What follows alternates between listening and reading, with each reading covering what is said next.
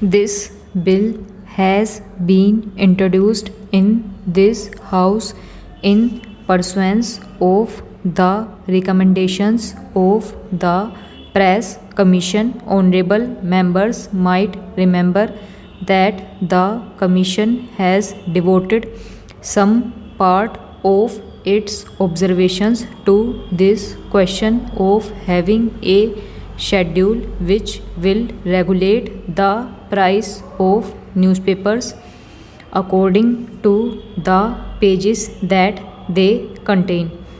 Some of the points that the Commission have made are relevant here and might help honorable members in considering the bill more carefully and also examining the grounds on which this recommendation has been so emphatically made by the Press Commission.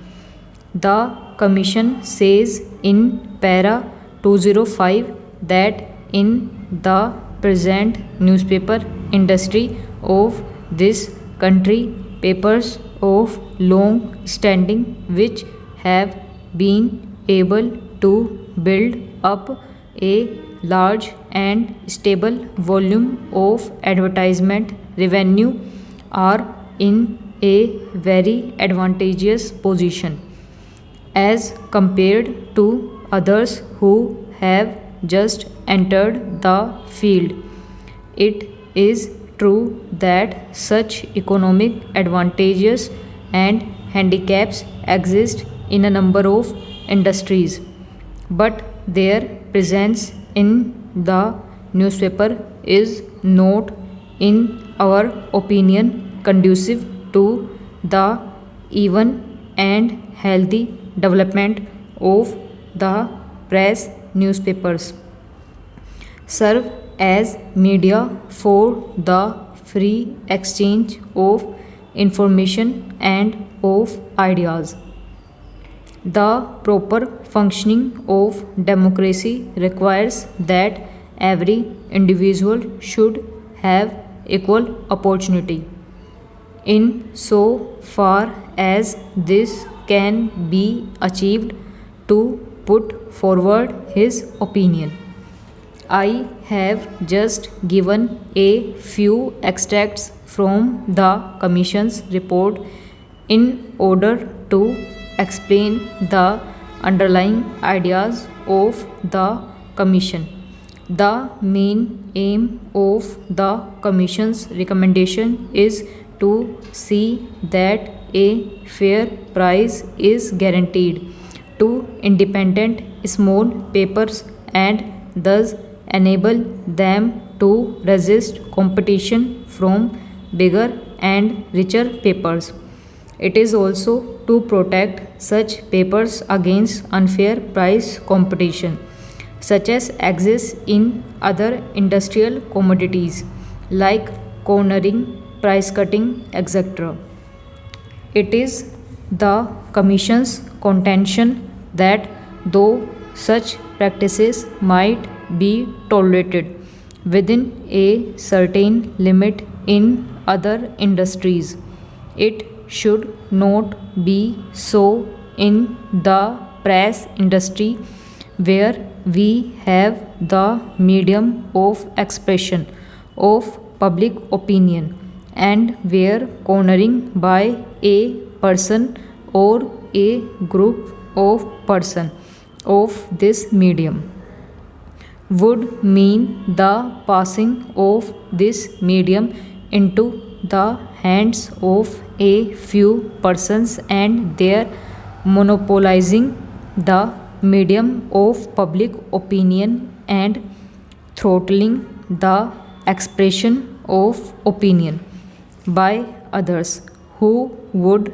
like to place their views before the public. This, in their opinion, would be practically amounting to a denial of the freedom of expression, and it is in that light that they have made this recommendation. The Commission have said that they have examined many schemes as to how it would be possible to ensure the largest amount of freedom of expression, and they felt that this was probably one of the most effective ways by which we can ensure freedom of expression. I would like here to mention that when the Commission's report came out, the government had discussions regarding those recommendations, and the recommendation regarding price page schedules was also one of those important recommendations which were discussed with a number of organizations which were concerned with the newspaper industry.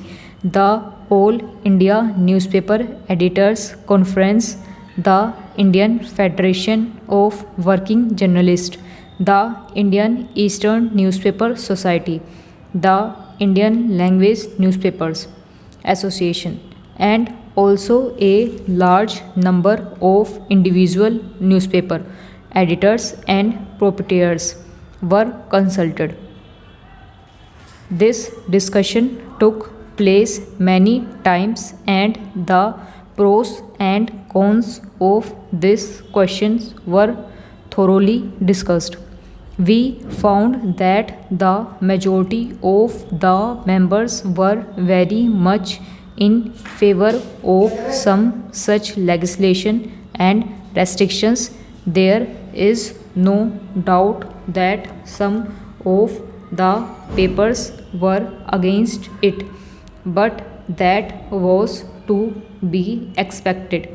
Afterwards came the debate in Parliament on the Press Commission's report, and government found that in the discussion in both the houses there was a very strong opinion, I would say a strong majority opinion, that some such legislation on the lines of the recommendations of the Press Commission should be undertaken by the government. Here I would like to mention one or two things regarding the question of the price page schedule and the pros and cons of the advantages or disadvantages of a schedule.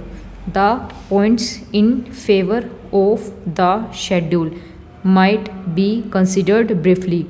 It will tend to equalize competition and also prevent the emergence of monopolies. Secondly, it will also relax the control of big advertising interest on newspapers, and in that sense generally make them more independent. Thirdly, the creation of monopolies and the cornering of large number of page papers by one or two or three groups impinges on the fundamental rights of freedom of expression, and by trying to restrict such practices we will in reality be giving greater scope for freedom of expression that we can now. These were the main things which we had in view in the discussions with the newspaper interests.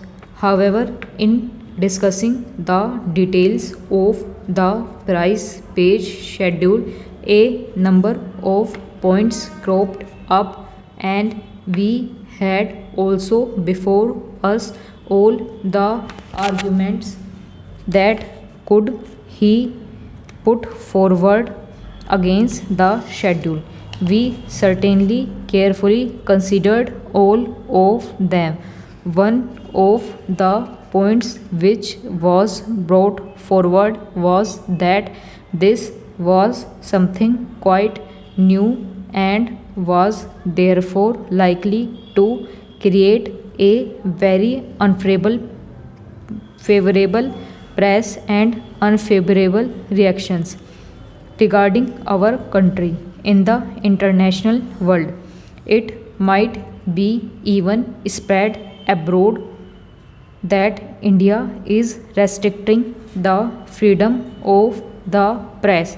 Now, regarding this point, I don't think it will be correct to say that no such restrictions exist. Even today, and formally on a greater scale, in Great Britain, the price page schedule existed and exists. No doubt the object of it might be quite different. The objection is to give a more equitable distribution of newsprint, but the control by a statutory corporation of the distribution of newsprint only to papers if they follow certain price page regulations is there and has been functioning for the last 15 years or more. In this country during the war and immediately after, we had the schedule for a number of years.